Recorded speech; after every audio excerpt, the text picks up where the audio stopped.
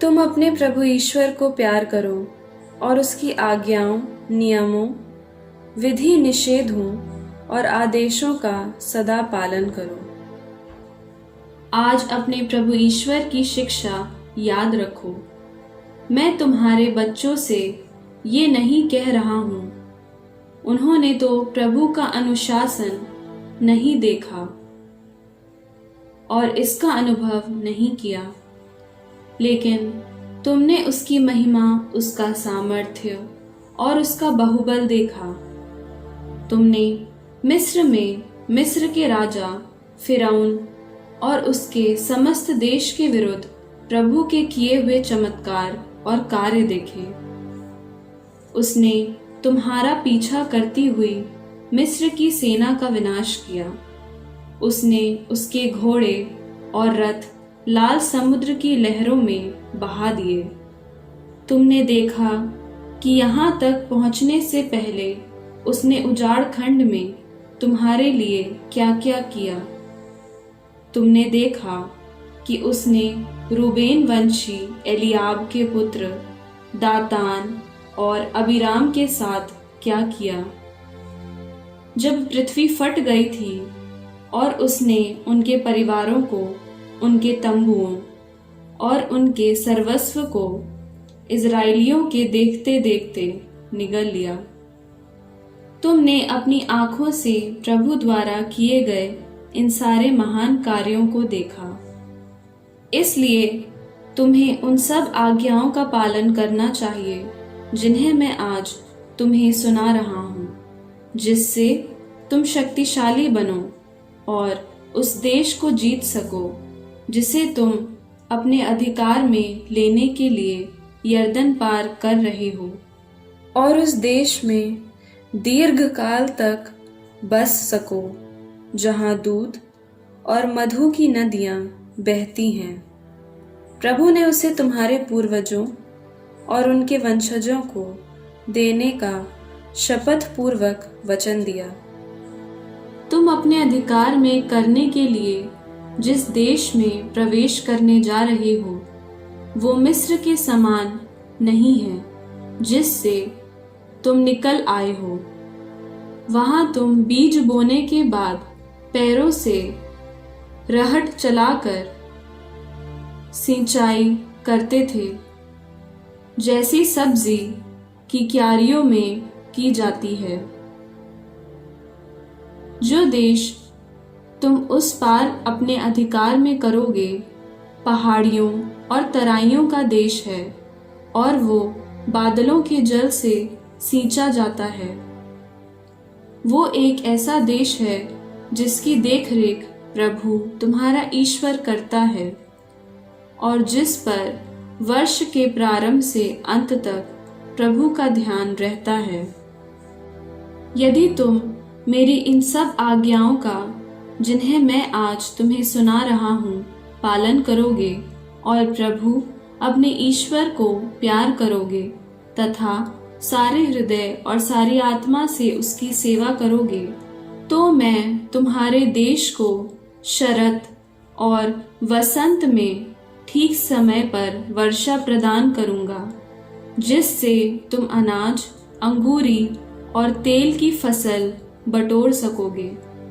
मैं तुम्हारे खेतों पर तुम्हारे पशुओं के लिए चारा उगाऊंगा, तुम भी खाकर तृप्त हो जाओगे। सावधान रहो, तुम्हारा हृदय बहके नहीं और तुम पथ भ्रष्ट होकर पराये देवताओं की सेवा मत करो और उन्हें दंडवत मत करो। ऐसा करोगे तो तुम्हारे विरुद्ध प्रभु का कोप भड़क उठेगा और वो आकाश के द्वार बंद करेगा और तुम्हारे लिए वर्षा नहीं होगी। भूमि फसल पैदा नहीं करेगी और इस प्रकार वो रमणीय देश नष्ट हो जाएगा जिसे प्रभु तुमको देने वाला है।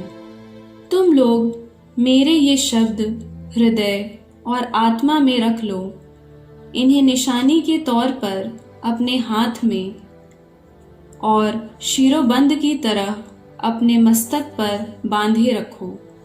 इन्हें अपने बाल बच्चों को सिखाते रहो, और तुम चाहे घर में रहो चाहे यात्रा करो, सोते जागते समय इसका मनन करते रहो। तुम इन्हें अपने घरों की चौखटों और फाटकों पर लिख दो, जिससे तुम और तुम्हारे वंशज उस देश में रह सकें, जिसके विषय में प्रभु ने तुम्हारे पूर्वजों को शपथ पूर्वक वचन दिया था कि जब तक आकाश और पृथ्वी बने रहेंगे वो तब तक के लिए उसे तुम्हें दे देगा।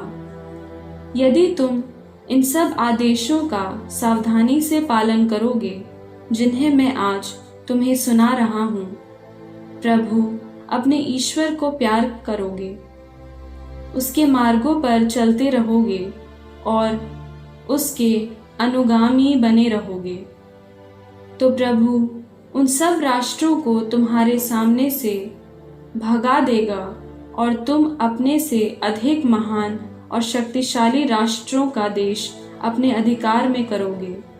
प्रत्येक स्थान जिस पर तुम पैर रखोगे तुम्हारा हो जाएगा।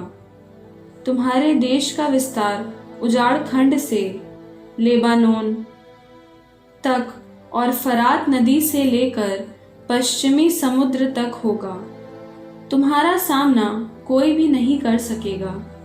तुम जिस भूमि पर अपने पांव रखोगे उस समस्त देश में प्रभु तुम्हारा ईश्वर तुम्हारे प्रति भय और आतंक उत्पन्न करेगा, जैसी उसने तुमसे प्रतिज्ञा की थी।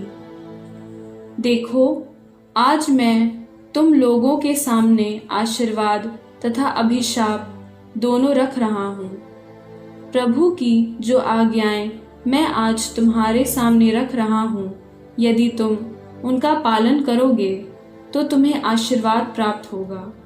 यदि तुम अपने प्रभु ईश्वर की आज्ञाओं का पालन नहीं करोगे और जो मार्ग मैं आज तुम्हें बता रहा हूँ उसे छोड़कर उन अन्य देवताओं के अनुयायी बन जाओगे जिन्हें तुम अब तक नहीं जानते, तो तुम्हें अभिशाप दिया जाएगा।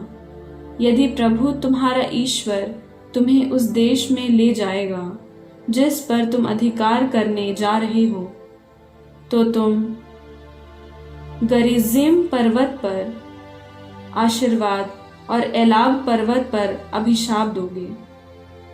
ये दोनों पर्वत यरदन के उस पार पश्चिम के मार्ग में अराबा में रहने वाले कनानियों के देश में गिलआद के सामने मोरे के बलूत के पास स्थित है। अब तुम उस देश में प्रवेश करने के लिए यरदन पार करने वाले हो, जिसे प्रभु तुम्हारा ईश्वर तुम्हें दे रहा है। जब उस पर तुम्हारा अधिकार हो जाए और तुम वहां बस जाओ, तो मैं जो आदेश और नियम आज तुम्हें दे रहा हूँ उनका सावधानी से पालन करो।